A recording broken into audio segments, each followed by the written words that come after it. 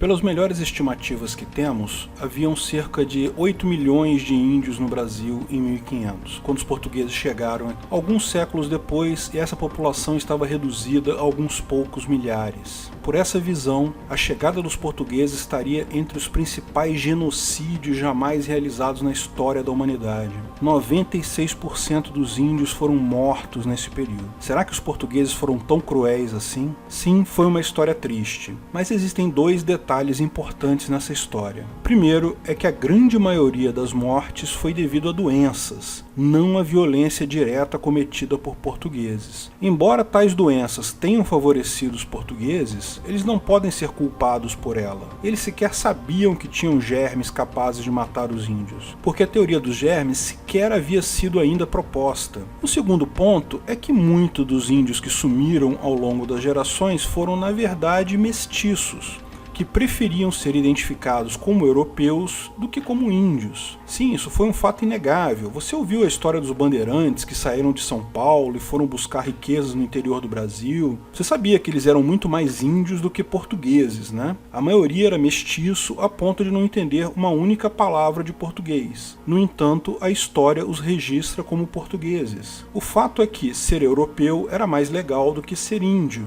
E se você fosse descendente de índio e português, provavelmente ia preferir se dizer português e não índio. E dessa forma, com poucas exceções, os índios sumiram do Brasil. Dessa história aprendemos duas coisas. Primeiro, que ninguém nega que houve atrocidade contra os índios no Brasil, mas foram bem menos cruéis que os números frios fazem crer. Segundo, que você, brasileiro, provavelmente tem mais sangue tupi-guarani do que imagina. Quase todos nós brasileiros temos alguma ascendência indígena. Ah, mas eu sou descendente de italianos e alemães, olha minha pele branquinha.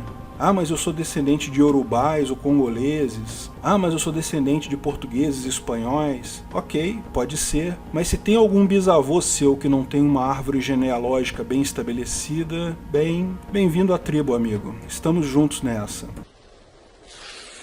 Não esqueça de curtir o vídeo e se inscrever na página. Clique no sininho para ser avisado de novos vídeos. Quais terras são dos índios?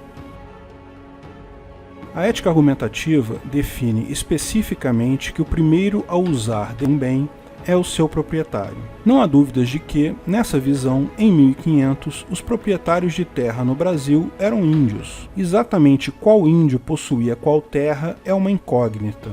Primeiro porque, embora possuam uma língua rica e variada, não havia escrita nas tribos aqui.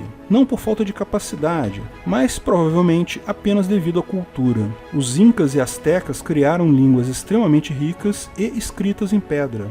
Porém, fora da América Central e Andina, a maior parte dos índios americanos não tinham sistemas de escrita. Os primeiros índios da América do Norte a criar uma escrita foram os Cherokee, no início do século XIX, que, porém, inventaram seu sistema de escrita por imitação dos europeus. Um índio famoso, Sequoyah, ao perceber que os soldados americanos usavam papéis falantes, ou seja, cartas, entendeu a lógica da coisa e criou um sistema de escrita silábico usando inclusive símbolos inspirados nas letras do alfabeto latino. Aqui no Brasil, o tupi já foi estudado desde o século XVI pelos jesuítas, que cuidaram de estabelecer uma forma escrita da língua. Porém, diferente do Cherokee, a forma escrita da língua foi criada pelos portugueses, não pelos índios. Dessa forma, só era usado pelo lado dos europeus, e não foi usado em nenhum momento pelos índios para registrar propriedades, nem sequer para registrar eventos históricos deles. Dessa forma, muito do que aconteceu entre índios aqui no Brasil antes da chegada dos portugueses é uma incógnita. Além disso, algumas tribos indígenas eram caçadores-coletores. Isso significa que não conheciam o conceito de propriedade? Longe disso, o conceito de propriedade é inato humano. Eles apenas não viam a terra como um bem escasso. De fato, havia uma enorme quantidade de terra por aí. Se não há escassez, por que delimitar? Mas bens pessoais eram propriedade de seus respectivos donos. Outras tribos, porém, eram sedentárias, principalmente no sul do país. possuíam aldeias fixas, agricultura e, lógico, propriedade privada, embora muitas vezes compartilhada pela tribo. A maior parte das tribos do norte e nordeste eram seminômades, montavam aldeia no local, ficavam ali por alguns anos cultivando a terra, depois se mudavam. Isso se deve provavelmente ao solo fraco que levava a produtividade a cair depois de alguns anos de cultivo. De qualquer forma, embora seja difícil saber exatamente de qual tribo ou qual índio era tal terra, se ela tinha um dono, ele era índio. Lembre-se, nem toda terra tinha um dono, e a apropriação originária não é a única forma ética de aquisição de propriedade. Se você adquire a terra do proprietário anterior por negociação livre, isso também é ético. Se um português conversou com um indígena e fizeram algum tipo de troca, tal troca é um negócio válido e a terra assim adquirida é perfeitamente legítima. E existem registros de ambas as coisas feitas por portugueses, tanto a apropriação primária de terras que os índios não estavam ocupando, mas também negócio de compra de terras. De fato, também existem registros de portugueses invadindo e matando índios e tomando as terras na marra. Mas a maior parte das vezes isso era feito em parceria com outros índios. Os portugueses se aliaram aos Terminimós para lutar contra os franceses, que eram aliados dos Tupinambás. A aliança Terminimós-portugueses foi vitoriosa e, na divisão dos espólios de guerra, os portugueses ficaram com a banda de cá da Baía de Guanabara, a chamada Rio de Janeiro, e deram a banda de lá, Niterói, a cidade onde eu nasci, para o cacique dos Terminimós. Se você sabe o nome desse cacique, coloca num comentário abaixo. O primeiro que colocar a resposta correta ganha uma caneca Ideias Idiotas. Todo mundo conhece essa história. Os tempos eram violentos então, e não havia apenas violência de europeus contra índios, mas também havia violência de europeus contra europeus, de índios contra índios, e de índios contra europeus. Lógico, terra tomada com violência é aquisição ilegítima de qualquer forma. Então, se você tem provas de que descende de Tupinambá, proprietário legítimo de terras no Rio de Janeiro, poderia, em tese, reclamar suas terras na justiça.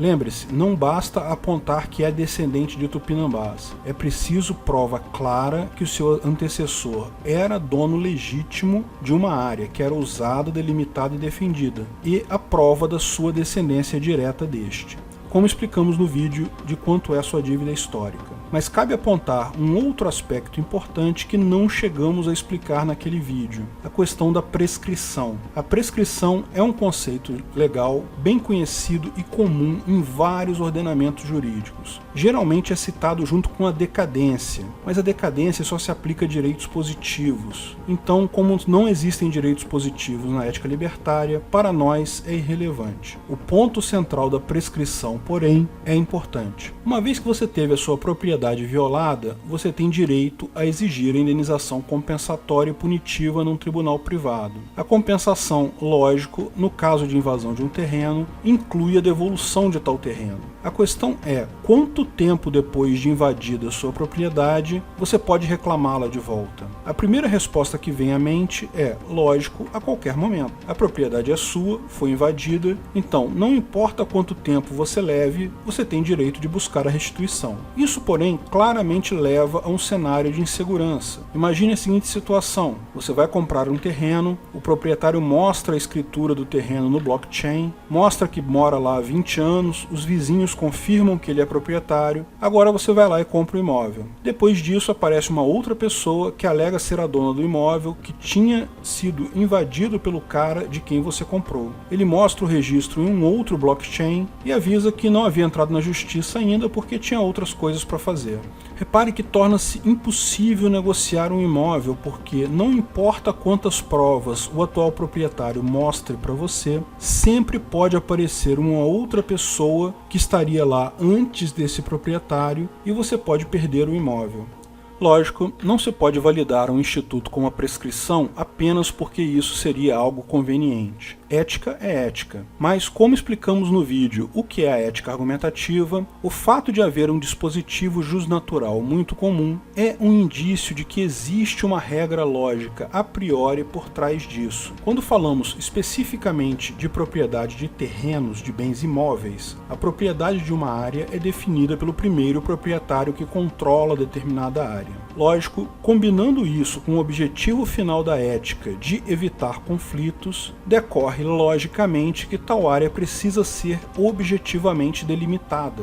Embora seja indiscutível o direito do primeiro proprietário, é importante explorar o conceito do limite da propriedade, da cerca. Lógico, sem uma cerca ou marcação qualquer do limite da propriedade, não há como estabelecer exatamente até onde vai uma propriedade. Como esperar uma ética sem conflitos se alguém não é capaz de dizer até onde vai a sua propriedade? Alguém que esteja andando a esmo pode se ver em violação da propriedade do outro sem sequer saber. Trata-se, lógico, de um erro, só que o proprietário é o responsável pelo erro nesse caso, visto que não deixou claro o limite da sua propriedade. Mas a cerca é necessária, não suficiente, porque a propriedade requer o controle da área, não do perímetro. Alguém pode correr o perímetro colocando uma cerca sem controlar o seu interior totalmente. A única forma de demonstrar que controla de fato a propriedade é a defesa, é a ação do proprietário repelindo quem atenta contra sua propriedade. Lógico, ninguém espera uma defesa imediata em caso de ataque, mas é importante que, dentro da primeira oportunidade, o proprietário reclame e deixe claro a sua propriedade. E esse limite não precisa ser apenas no espaço, mas também no tempo, porque o controle sobre um bem implica no direito de jogar tal bem fora. Se você é dono do seu computador, dentre as várias coisas que você pode fazer com esse computador, usar, vender, doar, uma delas é jogar fora o computador, abandonando tal bem em qualquer lugar e não mais reclamando se alguém o pegar e der outro uso. O que define um bem abandonado é o fato de que você não vai defender a sua propriedade originária se alguém o pegar. Um bem imóvel, da mesma forma, é direito do proprietário descartar tal imóvel simplesmente abandonando-o. Agora, como você identifica um imóvel abandonado pelo proprietário? Você passa a usar tal imóvel.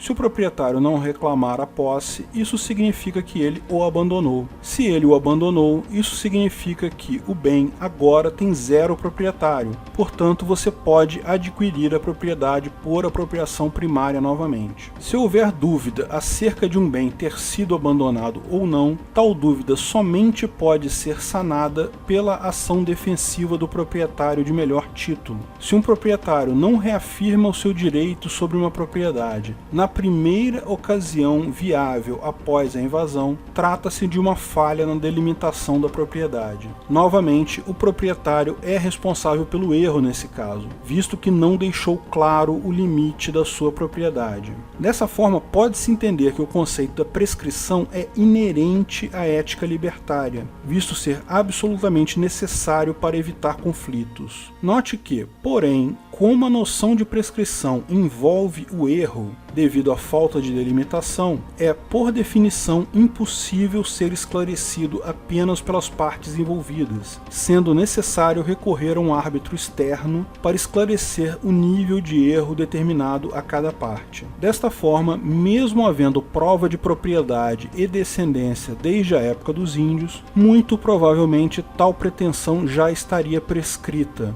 Isso só pode ser decidido em um tribunal privado, é fato, com um árbitro terceiro avaliando o ponto de vista de cada parte. Mas há um segundo ponto importante referente ao direito de propriedade que também pode ser observado no caso dos índios. Propriedade é uma forma de evitar conflito no uso de bens escassos. Mas como tratar a situação em que alguns consideram tal bem escasso, portanto querem demarcar propriedade, e outros consideram tal bem não escasso e, portanto, se veem no direito de usá-lo indiscriminadamente? Tal fato ocorreu entre índios nômades e índios portugueses sedentários, que demarcavam propriedade. Já explicamos que bens não escassos, por exemplo, o ar, não existe propriedade.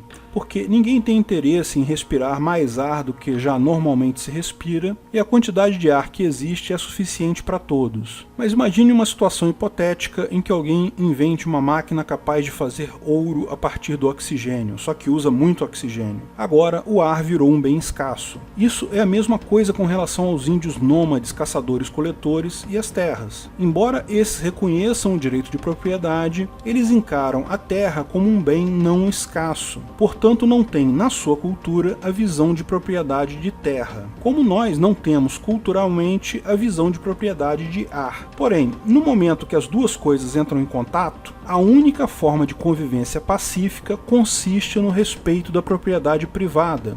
Não há outra forma pacífica porque, mesmo que os nômades já tenham passado por determinado terreno, que atualmente foi demarcado por um proprietário, se não o demarcaram e defenderam antes, como mostrado, eventual direito que tenham sobre tal terreno se prescreveu. Assim, as tribos podem continuar nômades desde que se limitem a áreas não delimitadas. Em última análise, em algum ponto, será preciso delimitar e defender a área que pretendem usar a partir dali. Por esse motivo, eventuais áreas usadas hoje por índios, desde que sejam delimitadas e sejam defendidas por eles, são perfeitamente válidas, mesmo que seja uma área enorme para uma pequena quantidade de índios em uso nômade. Eles são os usuários originais, a área está delimitada e é defendida, questões sobre a eventual eficiência ou ineficiência no uso da mesma são irrelevantes. E sim, lógico, os índios têm o direito de cobrar pedágio para passar pelas terras deles. A solução para isso é a criação de uma estrada que contorne a terra indígena e cobre um pedágio menor. Apenas a competição pode resolver esse tipo de problema. Dito isso, lógico, os privilégios legais hoje gozados por índios no ordenamento estatal, tais como o tratamento como inimputáveis penais, seria totalmente inviável no Ancapistão. Sem o Estado, índios teriam os exatos mesmos direitos que todas as demais pessoas. Nenhum direito a mais seria possível. Essa é, em última análise, o máximo de igualdade e justiça que podemos esperar para nossa sociedade. Obrigado por assistir nosso vídeo. Comente abaixo se tiver dúvidas ou sugestões de novos temas.